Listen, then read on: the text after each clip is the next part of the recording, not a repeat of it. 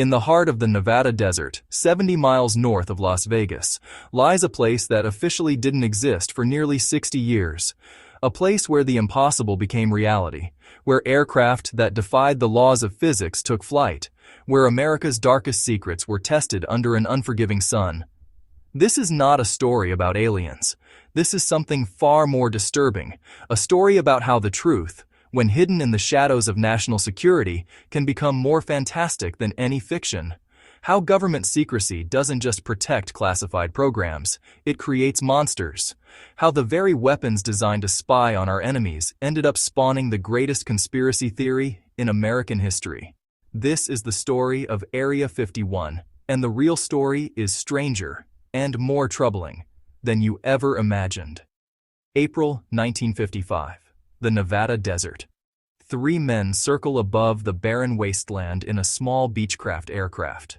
Richard Bissell, CIA officer, Colonel Osmond Ritland, Air Force liaison, and Kelly Johnson, the legendary engineer from Lockheed's Skunk Works. They're hunting for a place so remote, so desolate, so completely cut off from civilization that America can test its most secret weapon. Below them stretches Groom Lake, a dry lakebed, 6 miles long, perfectly flat, surrounded by mountains. An abandoned World War II airfield sits beside it, little more than crumbling runway and dilapidated buildings. Perfect. Johnson nicknamed it Paradise Ranch, a sardonic joke. Summer temperatures reached 120 degrees. Dust storms could strip paint from metal. This wasn't paradise. This was purgatory. But that's exactly what made it perfect. President Eisenhower approved Groom Lake's addition to the Nevada test site that spring day in 1955. The facility would be known by its map designation, Area 51. A number, cold, clinical, forgettable. But what was being born here would be anything but forgettable. The year was 1955, and America was terrified. The Soviet Union had detonated atomic and hydrogen bombs. President Eisenhower couldn't sleep at night because of one horrifying question. How many nuclear weapons does the Soviet Union have? And where are they? Traditional reconnaissance wouldn't work. Flying into Soviet airspace meant certain death. If America couldn't fly low, it had to fly high, higher than any aircraft had ever flown. Enter the U-2. Commercial airliners flew at 10,000 to 20,000 feet. Military aircraft operated below 40,000 feet. That was the ceiling, the absolute limit of manned flight. Kelly Johnson designed something different. The U-2 had wings stretching 80 feet, wider than its body was long. It weighed almost nothing, constructed from ultra-lightweight materials. But this delicate creature could fly at 70,000 feet. At that altitude, space itself is visible above. The sky turns nearly black.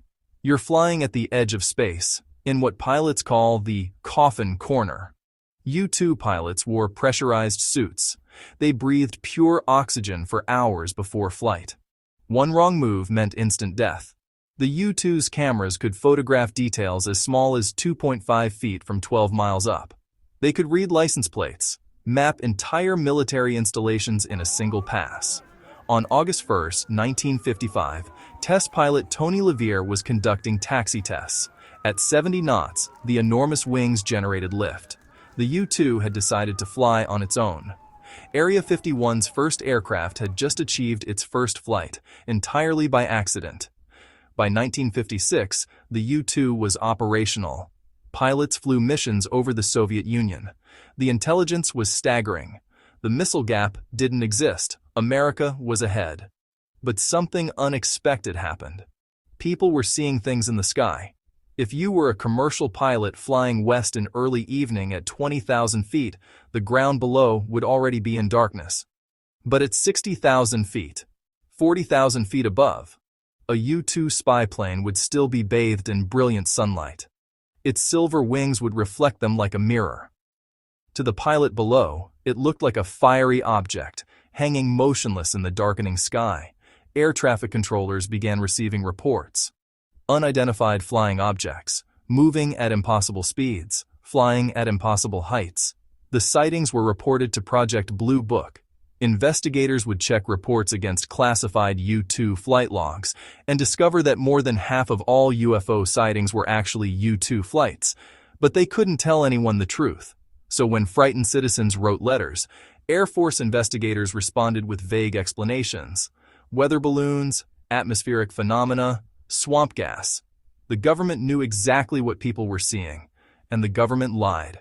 Not because they were covering up aliens, because they were covering up spy planes. When you gaslight an entire population, you don't eliminate suspicion. You create it. You transform legitimate confusion into profound distrust. The U-2 created the modern UFO phenomenon, and government lies created the conspiracy theory that would define a generation. May 1, 1960. CIA pilot Francis Gary Powers was flying a U-2 over the Soviet Union when an SA-2 missile detonated near his aircraft. Powers ejected and was captured. Eisenhower's administration prepared a cover story, weather plane that strayed off course. NASA published photos of a U-2 in NASA colors, claiming meteorological research. Then Khrushchev revealed the Soviets had Powers alive. They had the wreckage. Everything. Eisenhower was forced to admit the truth. America had been conducting espionage flights. The lies were exposed as fabrications. The shoot-down proved they had been lying all along, about everything. And if they'd been lying about this, what else were they lying about? Even before Powers was shot down, Lockheed had been developing the successor at Area 51. The A-12 Oxcart could fly at Mach 3.3, faster than a rifle bullet. When it flew over Nevada, its appearance was so radical that UFO sightings spiked, a long, sleek black aircraft moving at 3 times the speed of sound. But the real revolution came in March 1976. A wooden model sits on a pole in the New Mexico desert, painted black, covered in flat panels at sharp angles. It looks like a geometric nightmare. Lockheed engineers nicknamed it the Hopeless Diamond. When tested against radar, something extraordinary happens. The radar signature is lower than the pole it's mounted on. Welcome to stealth technology, and the reason people would swear they'd seen alien spacecraft. Aircraft at Area 51 looked alien because they were designed for radar invisibility, not aerodynamics. Traditional aircraft follow certain principles. Smooth curves, rounded surfaces. Form follows function. Stealth aircraft reverse that. Form follows radar deflection. The breakthrough came from Soviet physicist Pyotr Ufimtsev, who published a paper on electromagnetic waves. The Soviets dismissed it. They published it openly. They were catastrophically wrong. Lockheed analyst Dennis Overholser discovered it. By then, computers could model electromagnetic behavior. He realized flat, angled surfaces could deflect radar waves. Under Ben Rich's leadership, engineers developed Have Blue, leading to the F-117 Nighthawk. Have Blue looked like folded paper somehow flying. It was aerodynamically unstable. It needed computer assistance. But on December 1, 1977, at Area 51, Have Blue flew.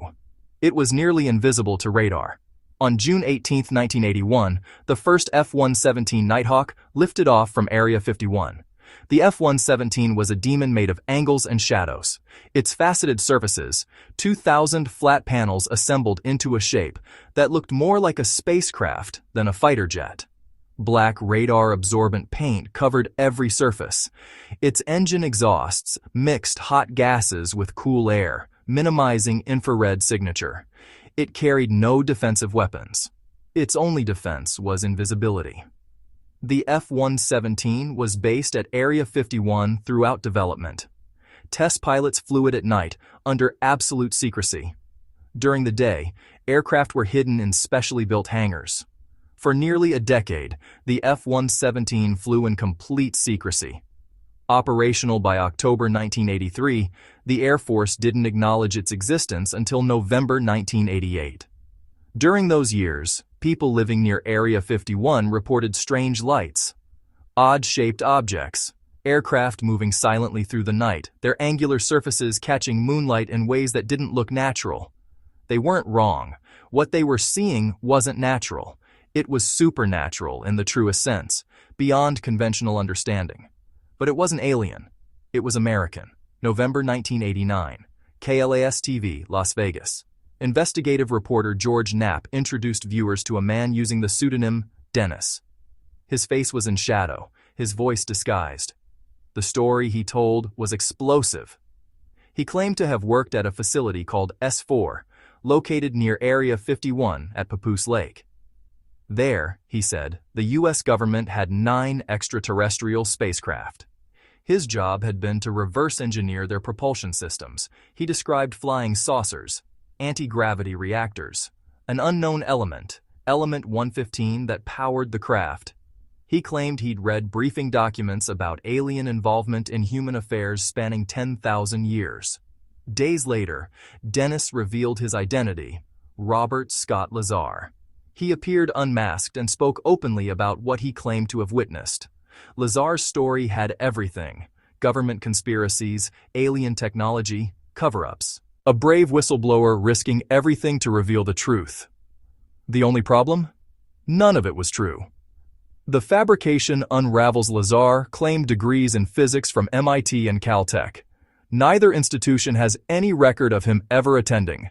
Not in alumni lists, not in yearbooks, not in phone directories. Nothing whatsoever. Lazar claimed he worked at Los Alamos National Laboratory as a physicist.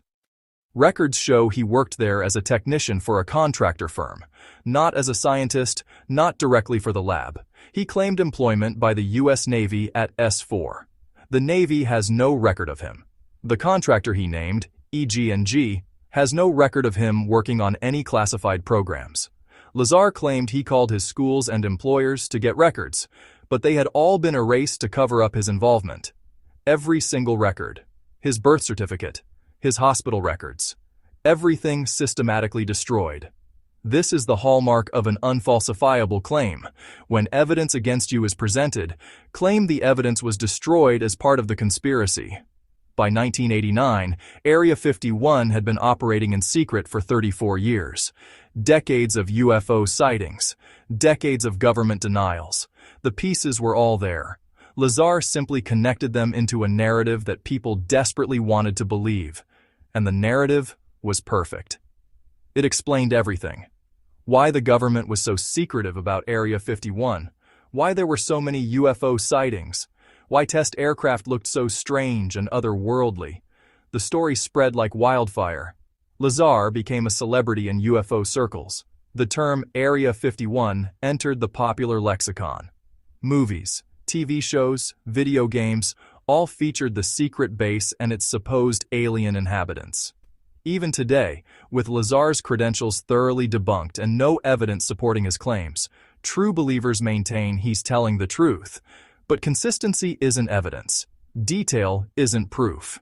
And sometimes the most dangerous lies are the ones that feel true. June 25, 2013. After years of Freedom of Information Act requests, the CIA finally released a formerly classified document, the Central Intelligence Agency and Overhead Reconnaissance, the U-2 and Oxcart programs, 1954-1974. For the first time in official government documents, the CIA acknowledged Area 51 by name. The 355-page report detailed the U-2 program's history. It included maps showing Area 51's exact location. And it admitted something extraordinary. High-altitude testing of the U-2 soon led to an unexpected side effect, a tremendous increase in reports of unidentified flying objects. Most critically, the CIA admitted that Air Force investigators regularly checked UFO sighting reports against classified U-2 flight logs. U-2 and later Oxcart flights accounted for more than one-half of all UFO reports during the late 1950s and most of the 1960s. Read that again. More than half. For over 50 years, more than half of all UFO sightings were classified aircraft. The government knew it, and they systematically lied about it. National security demanded secrecy about reconnaissance capabilities, but in protecting legitimate secrets, they chose a strategy that destroyed public trust. They gaslighted their own citizens. When the truth finally emerged in 2013, nearly 60 years after the first U-2 flights, it vindicated every conspiracy theorist who'd ever said, "The government is lying to you." Because the government had been lying about everything. Let's address the elephant in the room, Roswell. The 1947 Roswell incident occurred 8 years before Area 51 was established. Despite this inconvenient chronology, conspiracy theorists have connected Roswell to Area 51 for decades. In 1947, rancher Mac Brazel found unusual debris scattered across his remote property near Roswell, New Mexico. The Army Air Forces announced they'd recovered a flying disc. The next day, they claimed it was merely a weather balloon. In 1994, the Air Force released the truth: Project Mogul.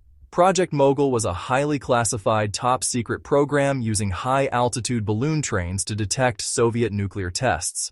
The debris Brazel found came from Project Mogul Flight No. 4. The balloon train consisted of multiple linked balloons, radar reflectors made with unusual materials, including balsa wood and metallic foil, and specialized equipment. The Army Air Forces couldn't reveal the truth in 1947 because Project Mogul was classified, so they offered a cover story: a weather balloon. The explanation was technically false and misleading, but revealing the real purpose would have compromised national security, so they lied deliberately, and the lie persisted for nearly 50 years. After 75 years and countless exhaustive investigations, the most extraordinary claim in modern history has produced exactly 0 extraordinary evidence. No alien metal, no alien bodies, no alien technology, nothing whatsoever. Despite overwhelming evidence that Area 51 was a test facility for classified aircraft, despite CIA admissions, despite thorough debunking of Bob Lazar's claims, the conspiracy theories persist. Why? Because the government's pattern of deception created exactly the conditions for conspiracy thinking to flourish. For 58 years, the government denied, obfuscated, and lied about Area 51. They told people that what they'd seen didn't exist. Then, in 2013, they admitted, yes, we were lying. The UFOs you saw were spy planes. We knew it all along. For true believers, this provided perfect confirmation. If they lied about the U-2, what else are they lying about? The government created this trap themselves. Decades of systematic deception destroyed the credibility needed to debunk conspiracy theories. Here's what's truly awe-inspiring. The actual technology developed at Area 51 is more remarkable than any alien conspiracy theory. The U-2 could fly at the edge of space in 1955, using 1950s technology. The SR-71 could fly at Mach 3.3 and still holds the world speed record for air-breathing manned aircraft. The F-117 could penetrate the heaviest air defenses on Earth completely undetected. During the 1991 Gulf War, F-117s flew less than 3% of total combat sorties, but destroyed more than 30% of strategic targets. In 1,271 combat missions, they suffered 0 losses. That's not alien technology.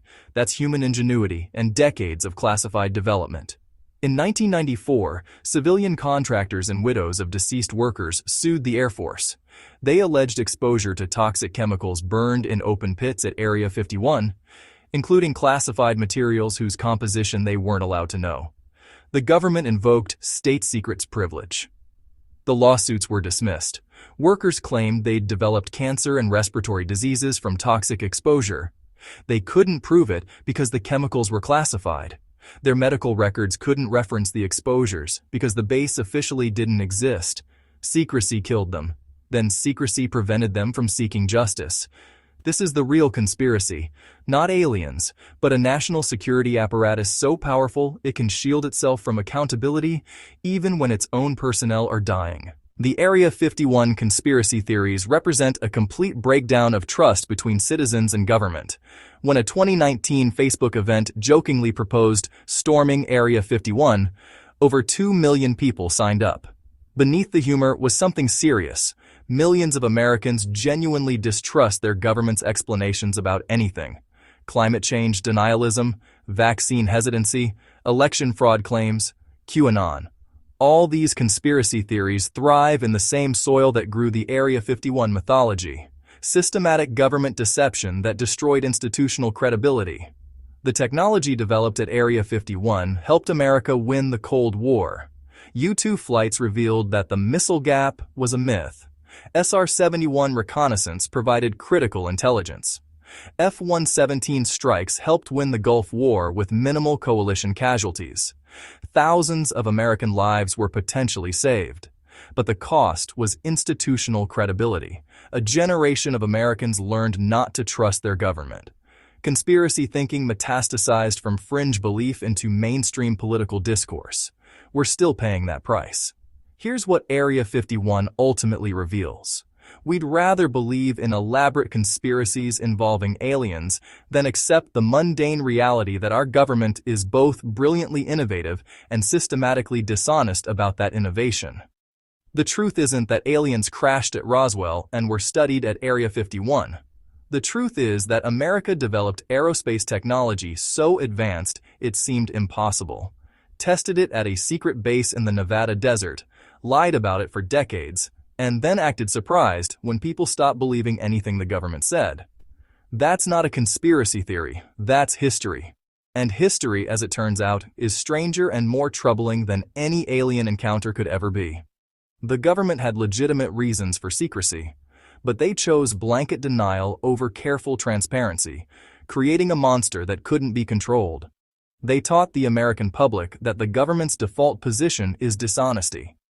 This is the legacy of Area 51, a population so conditioned to government dishonesty that they can no longer distinguish between legitimate secrecy and malicious conspiracy.